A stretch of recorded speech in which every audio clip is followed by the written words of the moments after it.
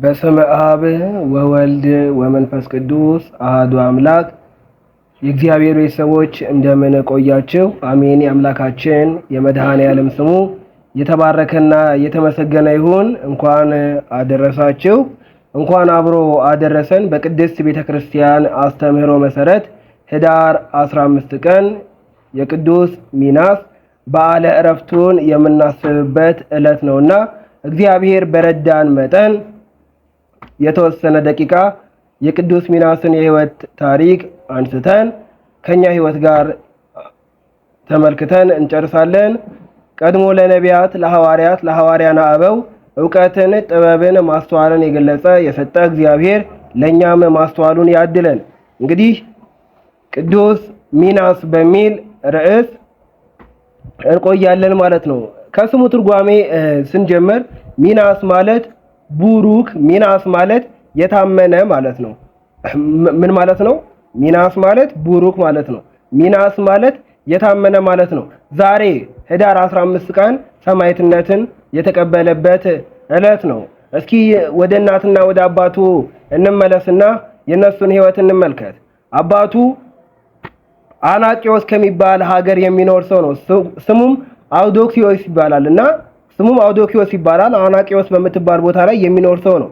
እናም ተሹሞ ነበረ በመንግስት በንጉሱ ተሹሞ ሳለ ወንድሙ ቀንቶበት፣ እንግዲህ ወንድም በወንድሙ ላይ ይቀናል እንደምታውቁት ነው። እኛም በሌላው ወንድሞቻችን ላይ በሌላ ዘመዶቻችን ላይ በሌላው ባልንጀሮቻችን ላይ እንደምንቀናው ማለት ነው።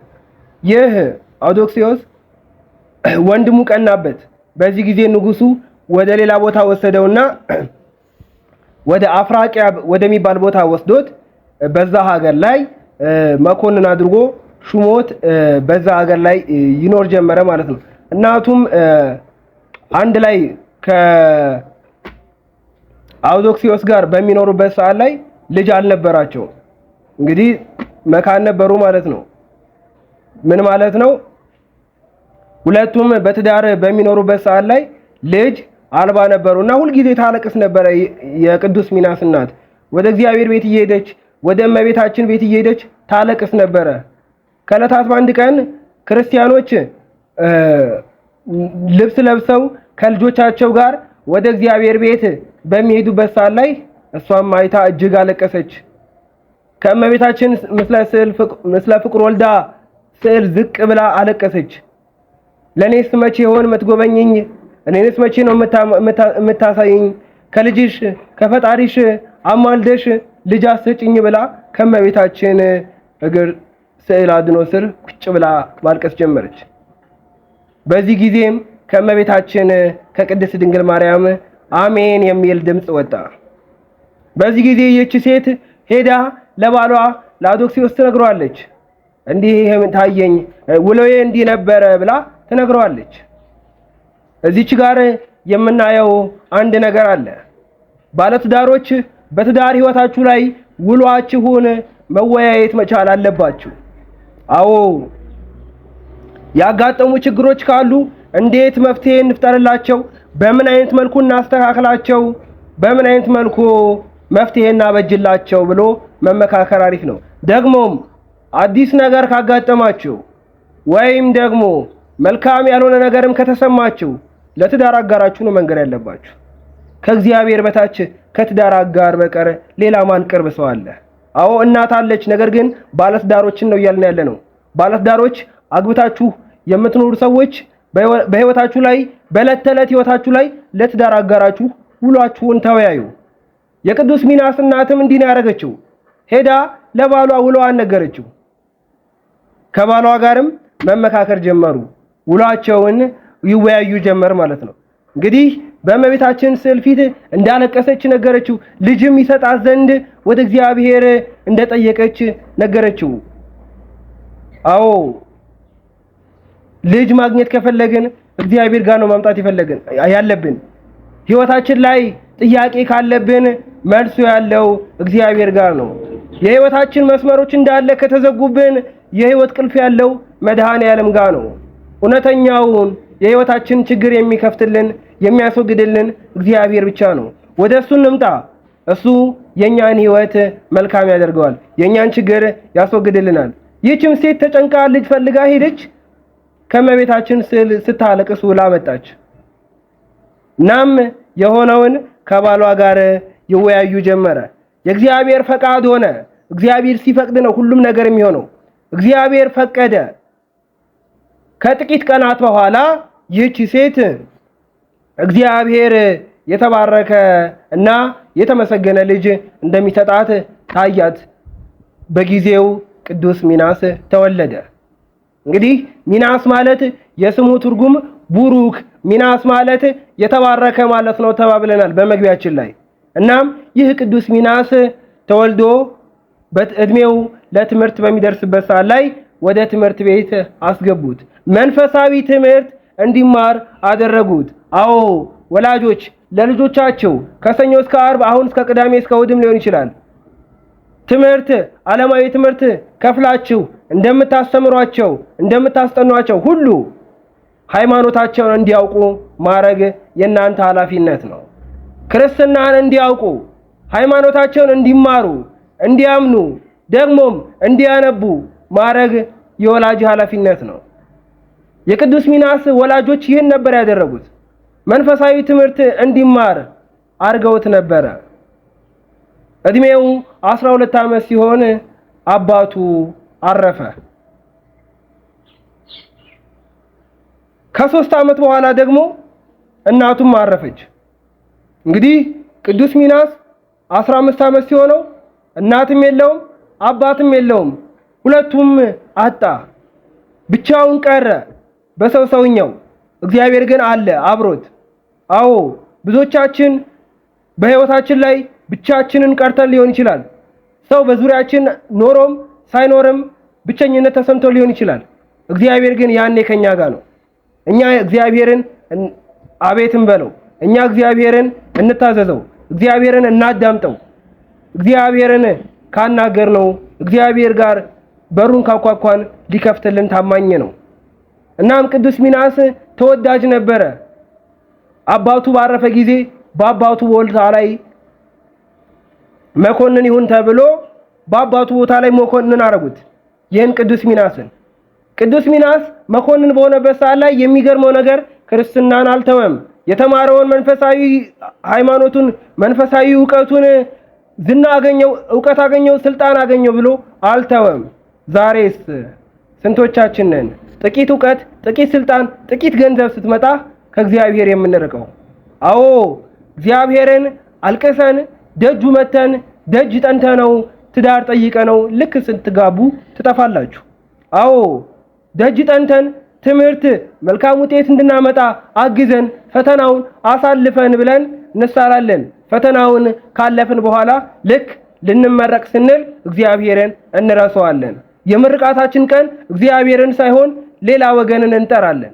አዎ ነዳያንን ሳይሆን በመዝሙር ሳይሆን በሌላ ነገር እናረጋለን። ደግሞም ስንቶቻችን ነን በጭንቅ ጊዜያችን እግዚአብሔርን ጠይቀን በሰላም ከተገላገልን በኋላ እግዚአብሔርን እንረሳዋለን። ቅዱስ ሚናስ ንግስና ላይ መኮንን በሆነ ሰዓት ላይ እግዚአብሔርን አልረሳም። አዎ እግዚአብሔርን በሕይወታችን ላይ መርሳት አያስፈልግም። እሱን ከረሳንማ እንዴት እንሆናለን? እግዚአብሔርን ረስተንማ እንዴት እንጓዛለን? ሕይወታችንስ መልካም ይሆናል? አይሆንም። እናም ቅዱስ ሚናስ እግዚአብሔርን ይዞ መኮንን ሆነ። ክርስትናውንም አልካደም። በዚህ ዘመን እየኖረ ሳለ አንድ እግዚአብሔርን የካደ ሰው ተነሳ። ማን? እግዚአብሔርን የካደ ሰው ተነሳ። እንግዲህ እንደዚህ ነው ይህቺ ምድር፣ አንዱ ይነሳባታል፣ አንዱ ይወድቅባታል፣ ይገለባበጣል። አዎ አንደኛው ኃያል ሊሆን ይችላል ለጊዜው፣ ደግሞ በጊዜው አንደኛው ደግሞ ሊወርድ ይችላል። እናም ቅዱስ ሚናስ እግዚአብሔርን አልካደም ነበረ። ሌላ ግን እግዚአብሔርን የካደ ሰው ተነሳና ክርስቲያኖችን ማስገደል ጀመረ። በዚህ ጊዜ ቅዱስ ሚናስ የዓለም ውትድርና የዓለም መኮንንነት ይቅርብኝ ብሎ ወደ ገዳም ገባ። ገዳም ገብቶ ለብዙ ዘመናት እግዚአብሔርን በብሕትውና ሲያገለግለው ቆየ። ማን? ይህ ቅዱስ ሚናስ። እንግዲህ ቅዱስ ሚናስ ወደ ገዳም ገብቶ ታላቅ ተጋድሎን እየተጋደለ ይኖር ነበር ማለት ነው። ከዚህ በኋላ ይህ ቅዱስ ሚናስ የክርስቶስ ወታደር ሆነ። አዎ ስንቶቻችን ነን እኛ ለክርስቶስ ወታደር የሆን ነው? ለክርስቶስ ጠበቃ የሆን ነው? ለክርስቶስ አለን የምንለው ክርስቶስን የምንመሰክርለት ስንቶቻችን ነን? እግዚአብሔር አዳኝ እንደሆነ፣ እግዚአብሔር አምላክ እንደሆነ፣ እግዚአብሔር ሁሉን ፈጣሪ እንደሆነ ስንቶቻችን ይሆን የምናውቀው? ማወቃችን ብቻ ሳይሆን ስንቶቻችን ይሆን የምናሳውቀው? ይሄ የካህን የዲያቆን ወይም ደግሞ የሰንበት ተማሪ ኃላፊነት ብቻ አይደለም። ክርስቲያን የሆነ ሰው ሁሉ ክርስትናውን ለሁሉም ሊያስተምር ግድ ነው። እናም ቅዱስ ሚናስ በገዳም ውስጥ ብሕትናውን ይዞ ተጋድሎውን ማድረግ ጀመረ። ከዕለታት በአንድ ቀን ቅዱስ ሚናስ ወደ ሰማይ ከፍ ብሎ በተመለከተ ሰዓት ላይ አንድ ነገር አየ። ሰማዕታት የብርሃን አክሊልን ሲቀዳጁ ያያል። በዚህ ጊዜስ እኔም ሰማዕት ልሆን ይገባኛል ብሎ ትቶ የሄደውን ዓለም ተመልሶ እኔ ክርስቲያን ነኝ ብሎ መሰከረ። እኔ ምንድነኝ አለ? እኔ ክርስቲያን ነኝ ብሎ መመስከር ጀመረ። አዎ እኛ ክርስቲያን ነን ብለን ልንመሰክር ያስፈልጋል። እኔ ክርስቲያን ነኝ ብለን ልንመሰክር ያስፈልጋል። በአፍ ብቻ ሳይሆን በግብርም በስራም ክርስቲያን እንደሆንን ማስገንዘብ ማሳወቅ ይገባናል። እኔ ክርስቲያን ነኝ አለው። መኮንኑ ንጉሱም በብዙ ነገር ማለደው። ተው ይሄን ነገር ተው፣ ምድራዊ ነገር ላይ ሾመሃለሁ አለው። እኔስ ምድራዊ ነገር አልፈልግም፣ እግዚአብሔር ከሾመኝ በቂ ነው አለ። እንግዲህ ቅዱስ ሚናስ የምድርን ሹመት አልፈለገም። ብዙዎቻችን ግን የምንፈልገው እንደዚህ ነው፣ ምድራዊ ነገርን ለጊዜው። እናም ይህ ቅዱስ ሚናስ በዚህ ወቅት ህዳር 15 ቀን ያረፈበት ወቅት ነው። ቅዱስ ሚናስን ብዙ መከራ ሲያደርሱበት አይተው ብዙ ምዕመናን ሰማዕትነት ተቀብለዋል። በስተመጨረሻ ግን ቅዱስ ሚናስን ህዳር 15 ቀን ሰማዕትነትን እንዲቀበል ራሱን በሰይፍ እንዲቆረጥ የተደረገበት ቀን ነው። እግዚአብሔር አምላክ ከቅዱስ ሚናስ ረድኤት በረከት ያካፍለን። እንግዲህ በዚያ ወራት ምዕመናን በአማሩ ልብሶች ይገንዙታል። ማንን? ቅዱስ ሚናስን ነው። የስደቱ ወራት በሆነ ጊዜ የቅዱስ ሚናስን ስርዓተ ቀብሩን እስከሚፈጽሙ ድረስ በአማረ ልብስ አድርገው ገንዘው ያስቀምጡታል ማለት ነው። በዚያን ወራት 5 ሀገራት የሚሆኑ ሰዎች ሲወጡ የቅዱስ ሚናስን ይዘውት ይወጣሉ። የቅዱስ ሚናስን ስጋ ረዳት እንዲሆናቸው እንዲጠብቃቸው ይዘውት ይወጣሉ። በዚህ ጊዜ ግን አንድ ጉዳይ ይመጣል። በሀገራቸው ከየብስ ይልቅ ውሃ የበዛበት ነበርና ከመሬት ይልቅ ውሃ የበዛበት ነበርና በመርከብ በሚሄዱበት ሰዓት ላይ አንድ ችግር ያጋጥማቸዋል። ከውሃ ውስጥ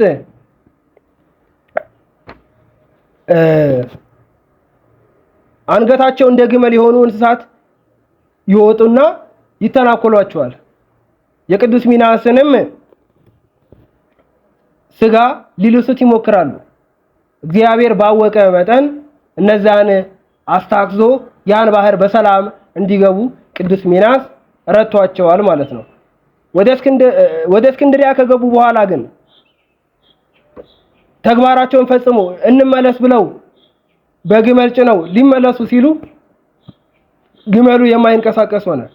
ያን ጊዜ ፈቃድ እግዚአብሔር እንደሆነ አውቀው ተረተው በዛ ቦታ ላይ የቅዱስ ሚናስን ቤተክርስቲያን ሰርተው በዚያ አኑረውታል ማለት ነው። ዛሬ በግብጽ ሀገር በሰፊው የሚታወቅ ትልቅ ቤተክርስቲያን አለ ማለት ነው። ቅዱስ ሚናስ እንግዲህ እግዚአብሔር አምላክ ከቅዱስ ሚናስ ረድኤት በረከት ያካፍለን። ከቅዱስ ሚናስ ምን እንማራለን? ከቅዱስ ሚናስ የምንማረው ለወላጆቻችን መታዘዝ ነው። አዎ ለወላጅ መታዘዝ ግድ ነው ልጆች። ወላጆችም ደግሞ ለወላጃችን ለእግዚአብሔር መታዘዝ አለብን። ሌላው ከምድራዊ ነገር ይልቅ ሰማያዊ ነገር ማስቀደም ማስበለጥ፣ ከምድራዊ ሹመት፣ ከምድራዊ ትምህርት፣ ከምድራዊ ስልጣን እግዚአብሔርን ማስቀደም። አዎ እግዚአብሔር ከፈቀደ ሁሉም ነገር ይኖራል። ነገር ግን ሁሉን ነገር ከያዝን እግዚአብሔርን ልናጣ እንችላለን። ሁሉን ነገር እንይዛለን ስንል ሃይማኖታችን ላይ ደካማ ልንሆን እንችላለን። ስለዚህ እግዚአብሔርን ይዘን ሁሉንም ነገር በአንድ ላይ ማስኬድ ይቻላል። አዎ እግዚአብሔር ከኛ ጋር ከሆነ እኛም ከሱ ጋር ከሆነን የምናጣው አንዳች ነገር የለም። እንግዲህ በዛሬው ቀን ቅዱስ ሚናስ ሰማዕትነትን የተቀበለበት ቀን ነውና እኔና እናንተ ምናልባት የዚህ ዘመን ሰማዕትነት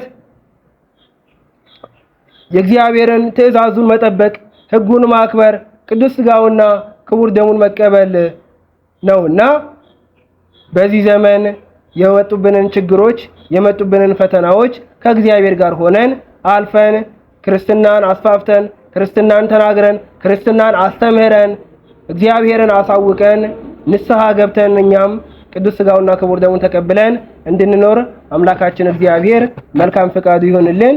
ያስተማረን የመከረን ልዑለ ባሕሪ ቅዱስ እግዚአብሔር ስሙ የተባረከና የተመሰገነ ይሁን። ወስብሐት ለእግዚአብሔር።